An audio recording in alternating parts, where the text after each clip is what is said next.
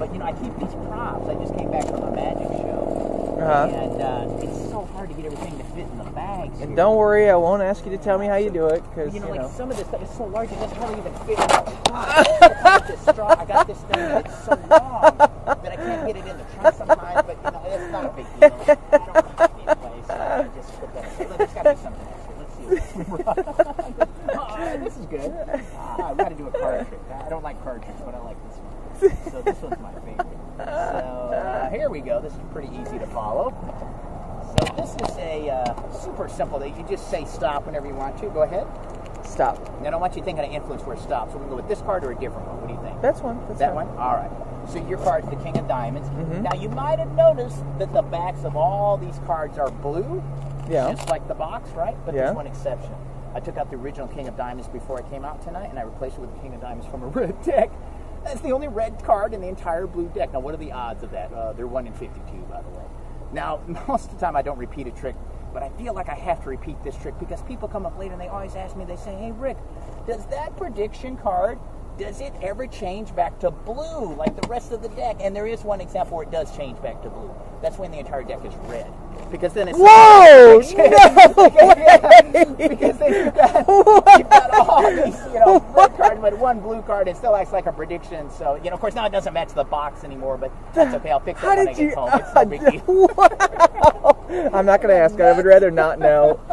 Wow! That's crazy stuff. That is so cool. Let's see. I know there's another one of my favorites in here. Let's see. This is one of my favorites right here. This is a good one. So this is a little piece of cloth that I found, and it changes colors. It's the weirdest thing. Let's see if I've got my phone there. So this cloth, when you squeeze it, you can change it from one color to another. And you're not colorblind, are you? No. So then we're good. All right. So you take this. Now it starts off one color. I want you to name another color for me. Give me a color. Green? I can't do green, but I can do blue. Look, it blew away. You'll get that later. It's a joke. It blew away. What? It doesn't actually blow away. Here's what happens. See, this is a water-based color. So all you have to do is squeeze out all the water. That gets rid of the color. And once you get rid of the color, that's what turns it clear. Now, it's clear on both sides, if you're wondering. Sometimes people wonder about that. But you can see it's clear on both sides. Now, tonight, there's enough humidity in the air that if I simply rub my hands together, it brings the color back. It makes it look like it's reappeared. Every time I do that trick, people ask me, Rick, how do you make things disappear? So I'm going to show you. So let's say we wanted to make a thimble disappear, right? So what you got to do is you got to take this off the end of your finger and place it in your pocket so fast that nobody notices. Now this would be too slow because you see me putting it in my pocket, so that's too slow. But let me do it at regular speed. I'll bring the thimble back and we'll do it at regular speed. It looks like this at regular speed. See, it goes to my pocket and then, oh wait, hold on, that went on my sleeve. Oh, okay, technically that was down my sleeve. Let me show you up the sleeve. It's the same thing, but in a different direction. This will be up. See the difference? That was up. So, here, take that with you. It's like a souvenir. You can no way. Oh, okay, well, never mind. You don't have to. It's something. I got 100 at home. All right, one last thing before you go. This is good. Hey, man, can I call you back in 2 seconds? 1, 2, 3. Yeah. But. So, this is a fun one right here. This is my signature trick. This is actually the one that's on my website. Oh, heck yes. Is your website on that card? Yeah, it is. And this is are you on YouTube or anything? I am. It's my YouTube video. Yes. This is the trick live here. So we've got, you usually would start with a couple of these things. Now, these are great props if you're working around kids like I do, because sometimes the kids, honestly, they'll get a little rowdy and they'll come over and they'll tear a piece off one of these, but these heal themselves. It's a really nice feature that I like. You can do tricks with them as well. Like, here's an example. What I want you to do is place one in your hand and just cover it up like that so your fingers have it completely covered. That way I can't get in there. So here, just like mine. Okay. All right, now watch. Now you should feel that go across. Did you feel that? No? Oh, not feeling well?